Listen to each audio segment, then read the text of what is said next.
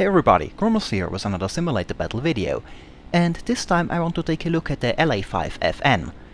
Now, I always liked Russian planes, both performance-wise as well as from how they look. The I-16 is one of my all-time favorites, of course, because of its nice mix of turn and roll rate as well as power-to-weight ratio, and on the higher ranks there are also some very capable planes, relatively lightweight with a very good power-to-weight ratio. So later Lavochkins and Yak fighters are right up my alley.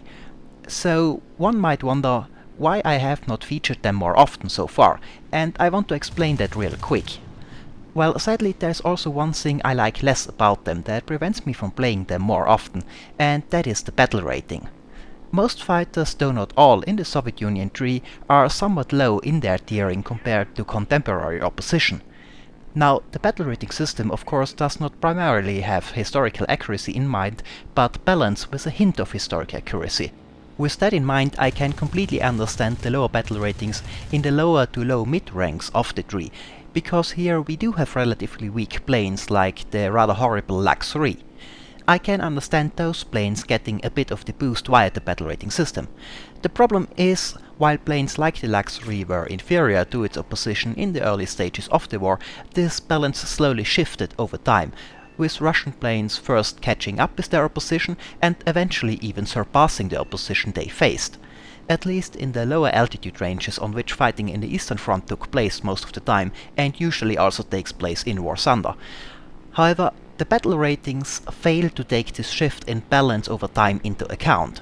The battle ratings stay lower than those of contemporary planes on the other side, even though those contemporary planes are not any better anymore, and in many cases even weaker, which of course leads to balancing problems on the higher ranks, and that is a pity as it prevents me from playing those planes more often. So, with this little bit of feedback on the battle rating out of the way, let's talk about the La-5FN real quick before we take a look at some games in it. Now, after playing this plane a bit, I have to say I consider it to be one of my favorites. As I have said already, it has a very good power-to-weight ratio and is reasonably lightweight, about the same as a 109G, making it a great plane in the vertical. It is still a bit heavier than most Yak fighters, with similar small wing area, so the turn rate is a bit lower than those of Yak fighters. It will turn worse than a 109F4 and slightly worse than a G2, though the difference here is not very big anymore. But it will turn better than all 109s coming after the G2. The roll rate of the plane is also very good, and the combination of this good roll rate with a decent turn time makes the La-5FN a quite maneuverable plane. So you have a very good energy fighter, which is also quite maneuverable. Now, armament is decent with 220mm cannons in the cowling, but you want to unlock the belts for those cannons, since the standard belt is pretty bad. What is interesting about the Lavochkin fighters is that unlike most fighters in World War II, the plane did not gain weight over time. On the contrary, the La-5 is losing weight. The FN does not just have more horsepower than the first La-5, it is also lighter. It is even lighter than the La-3-8. That makes the La-5 one of the few fighters that do not turn in maneuverability while gaining speed, but improving on both fronts. Well, and that's some basic info about the plane. Let's take a look at two fights in the La-5FN. Here we are on the road to Norway Map, and I'm just climbing up after diving on some tracer fire I saw earlier, as I see a Doe 217 below me, so I decide to do a fast diving attack on the bomber. I have to pull pretty hard to get a shot, which makes my aim a bit bouncy and I get only a minor hit. But as I fly past the Doe 217 and look back, I can see a Bf-109 behind me a bit further away and lower, so I do a split S to turn towards him, and as I pass the 109, it's a G2, I pull up to go in a loop, while the 109 turns around also, but losing a bit of altitude as he does so. The 109 pulls up towards me and I want to get out of the way to avoid a head-on and go up again. I am a bit too slow though and I take a glancing blow. Since he was climbing up though, while I was diving down, I'm fairly sure I have an energy advantage now. So I go into a loop again and turn back towards the Bf-109, which is coming out of the climb and pretty slow and diving back down to regain speed, and I go after him. Now the Bf-109 is pulling up into another loop, but since I'm faster at this point, I can follow him directly and catch up, slowly gaining on him and getting lead as we both come down again. Now the Bf-109 pulls up a bit and then rolls and turns hard to the right. I try to get the hit while he passes in front of me, but I don't quite get one. But with the 109 this close, I decide to turn right after him.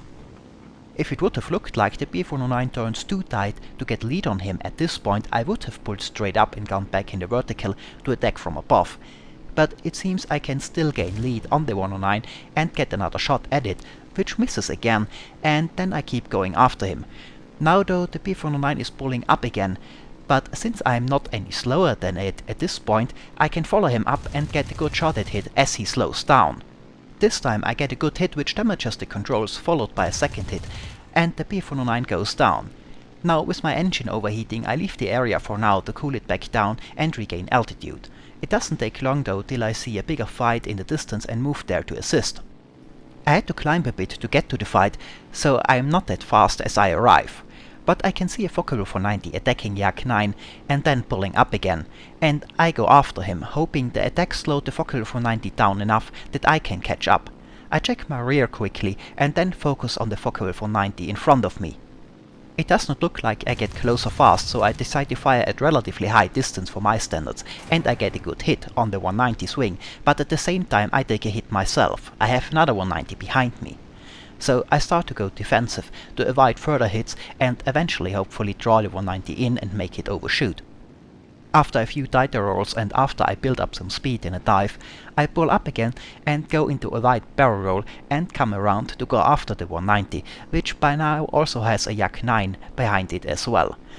I follow a bit, but I'm a bit too slow to catch up to them quickly at this time, especially since my plane is at this point missing most of its performance upgrades, so I decide to look around for another target.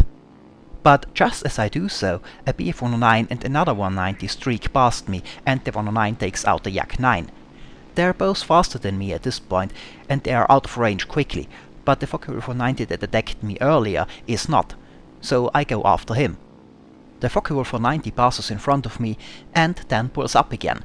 This time though I am fast enough to close in on him and I get slowly closer. The Focke-Wulf 490 turns to the right and I follow, and then he rolls and starts to dive away.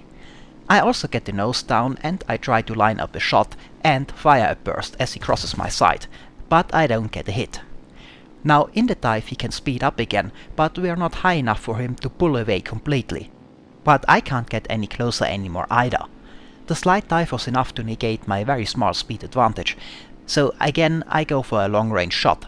I put the gun sight above him using the horizontal lines and fire a burst. It goes too low, so I adjust upwards a bit and fire again, and this time I hit. A wingtip flies off and the 190 goes down. Now I look behind me and I can see a few planes there fighting, so I turn around and head towards them. The plane in the rear fires and I can see the typical red tracers, so I know this one is friendly. But there are also typical white and green tracers coming from the middle plane, so this one is enemy. The plane all the way in front of the line is of course friendly and in trouble, and I hope I can get there in time to help out. But I don't quite make it, and one of the friendly planes, the Lag-3, goes down. Now I can get behind the 109 though to attack.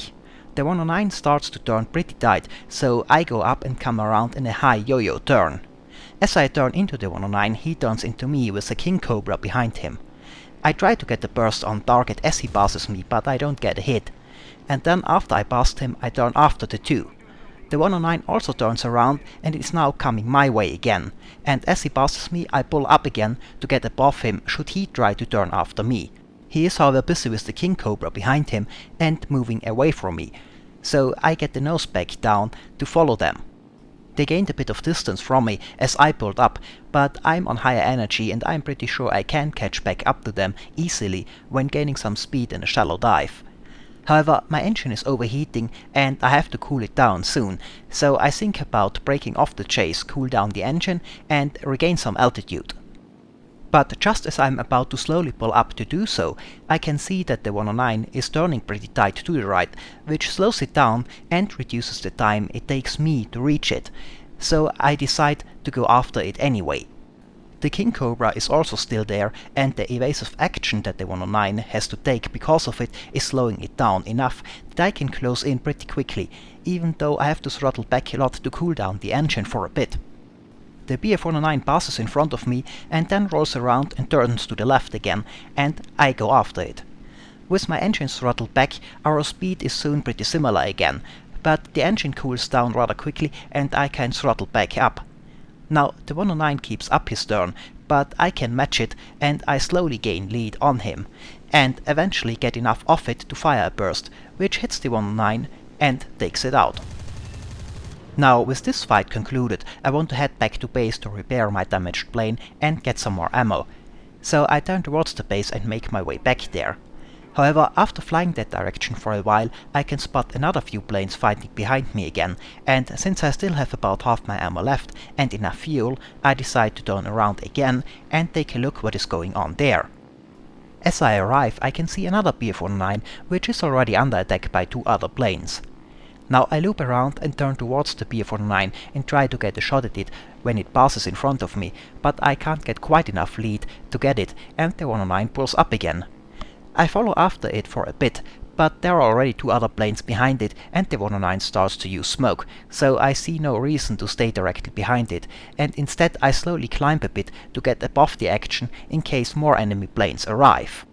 The 109 and its attackers keep up a reasonably tight turn to the right, and I follow in a less tight climbing turn to slowly get above the little furball and keep up my speed. Eventually I reach the cloud cover, which threatens to take my vision, so I can't climb anymore. But at the same time I can see a new 109 arriving, so I start to dive on him. The Bf-109 fires on a friendly plane and then turns around and flies back the other direction. Now with my altitude advantage I can build up a good speed advantage, and I'm behind the newcomer pretty quickly, and I can start to attack at very close range. My first burst only gets a glancing blow on the wing, but the second burst gets a few more hits. I do some damage to the 109, but not enough to bring it down. And then I climb back up again. With a few other planes now chasing the 109 as well, there's no reason for me to go after him right away as well. Now since my engine is threatening to overheat again, and the first 109 is going down pretty quickly with the second damaged one chased by many planes already, I eventually decide to turn around and really head back to base to repair and rearm. And I do so, though after I get back up in the air, I had some network issues and I could not get anything else done in this match. So, this is it for this match. Let's take a look at another one, this time with the Japanese as opponents. Now, this battle takes place on the Changshu map, and I'm diving on a key 102, I spotted close to the ground.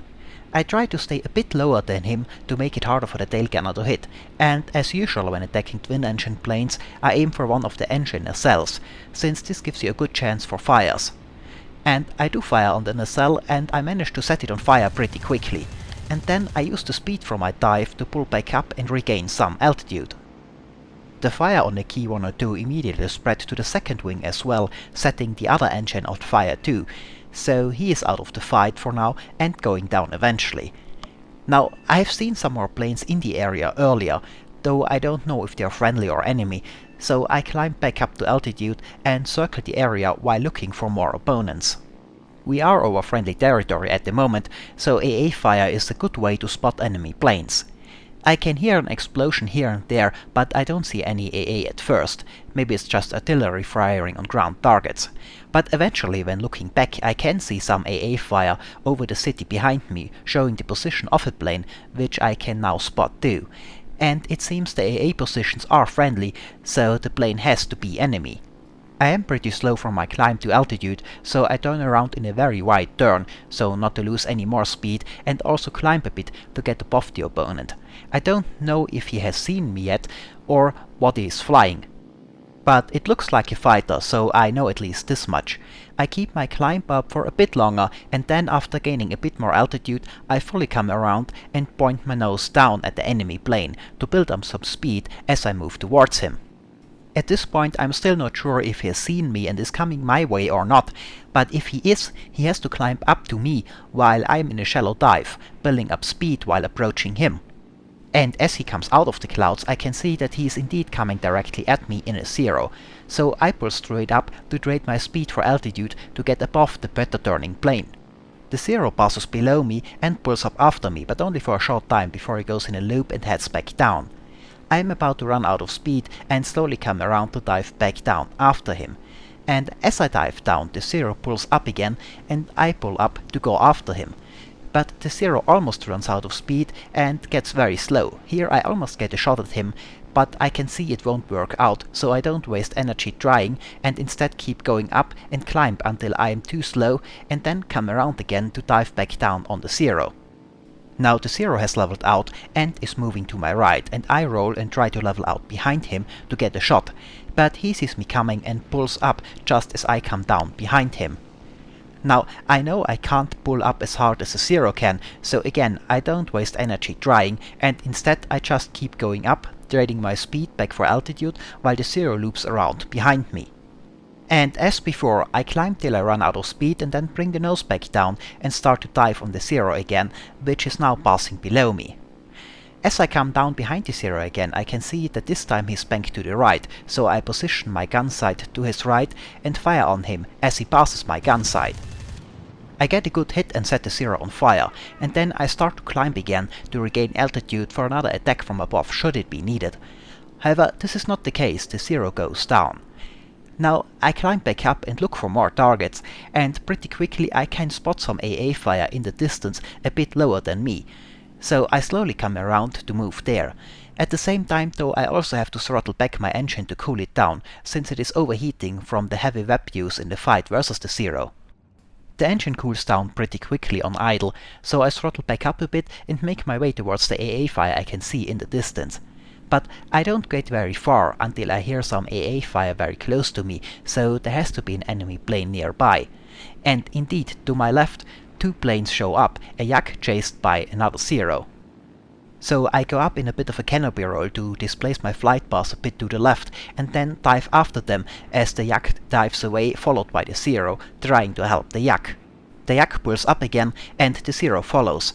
Now the very last thing I normally want to do is turn after a Zero, but I feel I have very little choice here if I want to get the Zero off the Yak's tail in time, so I follow too. They turn too tight at first for me to get enough lead to fire, and I think the Zero has not noticed me yet.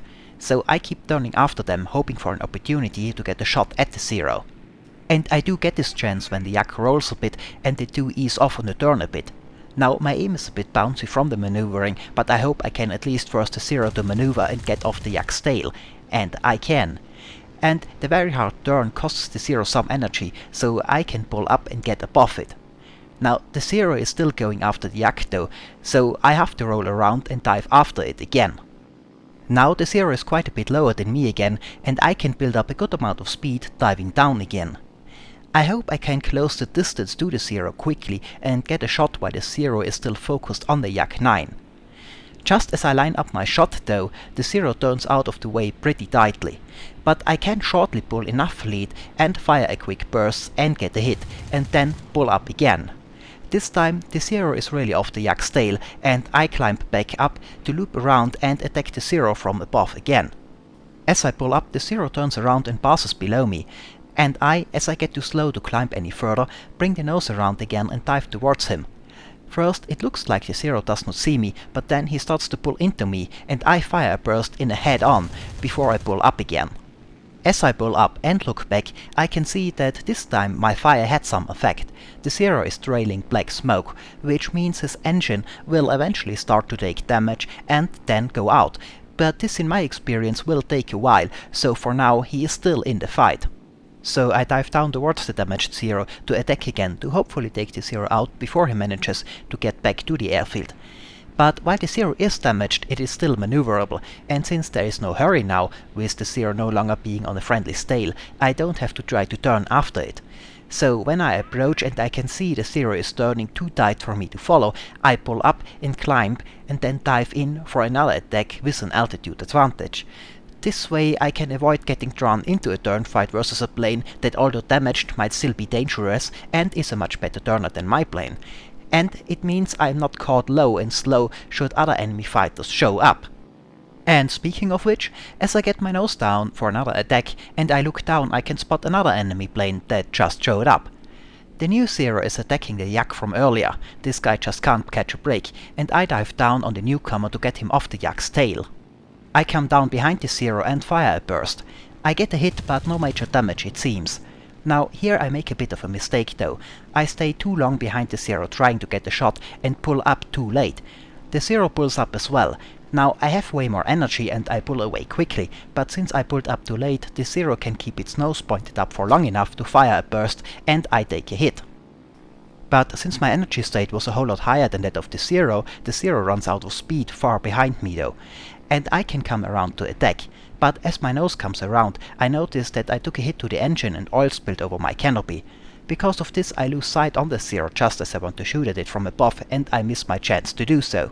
So I have to pull up again. Now I assume I have an oil leak and my engine will start to take damage eventually, so I can't stay here for much longer.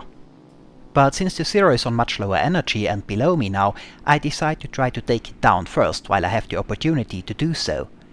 I dive back down on the Zero, which is turning to the left as I approach, and as I dive towards it, I try to line it up and fire as it passes in front of me. But the oil on the windscreen is giving me trouble again and I miss, and I have to go up again. I really could use a windscreen wiper here. Now I don't know how long my engine will hold out and I am pretty far away from the base and the engine is overheating as well, so I decide to give it one more try and then return to base to repair my plane and get more ammo. So I dive down one more time to attack. And the Zero is turning to the left again, and again I can't see the enemy fighter very well, and my shots miss their target. So after I fire, I pull up again, put my engine to idle to cool it down, and then make my way back to base. On the way back my engine does start to take damage, and I'm worried if it will hold out long enough, but it does and I get back to base to land. Which is, as it turns out, just a little bit more interesting if you can't actually see the runway while doing so. But I do get the plane down and repaired eventually. When I am back in action, there are only 2 planes left in the game, me and another Zero. I eventually find the enemy plane close to its base on slightly lower altitude, and I start to dive towards him, and I think he has seen me as well. As with the first fight though, I can build up speed while in a shallow dive towards the target, while the enemy plane has to climb up to me if he wants to meet me head on, giving me an energy advantage. So as soon as I'm close enough to the Zero, I pull up and start to climb to turn my speed into altitude, while slowly looping around to dive back down afterwards. The Zero initially climbed as well, but with my much higher energy could not keep up and started to turn to his right after leveling out, and I dive after the Zero while building up quite a bit of speed which I can turn back into altitude should my attack fail.